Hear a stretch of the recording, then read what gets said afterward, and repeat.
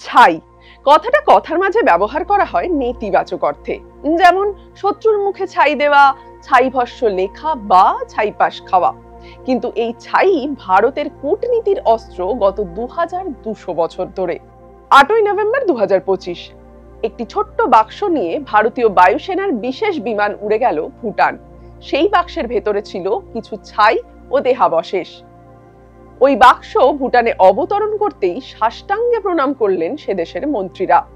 একই সঙ্গে জুড়ে গেল ভারতের 2000 বছরেরও বেশি কূটনীতি ও আজকের ডিপ্লোম্যাটিক স্ট্র্যাটেজি। কিন্তু এক বাক্স ছাই ও দেহাবশেষ কিভাবে হয়ে উঠল ভারতের এক দীর্ঘকালীন কূটনীতির হাতিয়ার, তা নিয়েই এই সপ্তাহের বিস্ময়ের সময় পর্ব 49।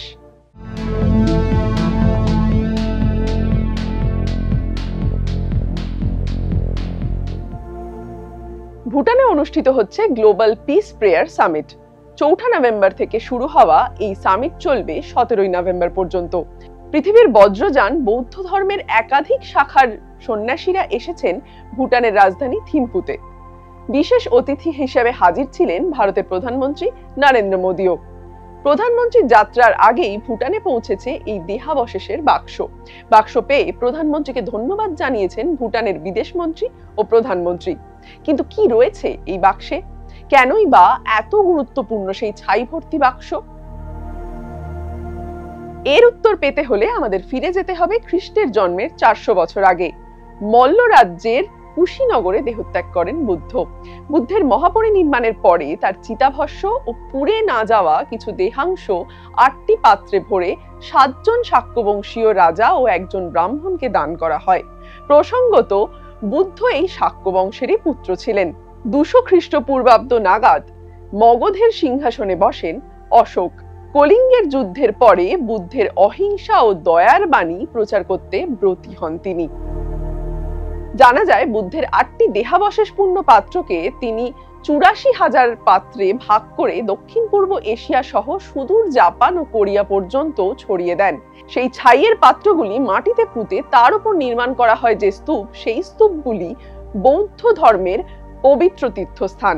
সম্রাট অশোকের এই ছাই নিয়ে বিশ্বের বিভিন্ন প্রান্তে ছড়িয়ে যাওয়া শুধু ধর্মীয় দিক থেকে গুরুত্বপূর্ণ নয়, রাজনৈতিকভাবেও তা সমান গুরুত্বপূর্ণ। কোনো রক্তক্ষয় ছাড়াই পৃথিবীর বিভিন্ন দেশের সঙ্গে ভারতের সম্পর্ক দৃঢ় করেছিল ধর্মরাজ অশোকের এই উদ্যোগ। 2200 বছর পরে তাঁরই পদাঙ্ক অনুসরণ করলো ভারত।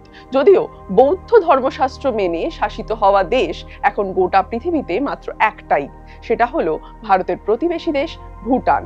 ভুটানের সঙ্গে ভারতের বহু বছরের সুসম্পর্ক।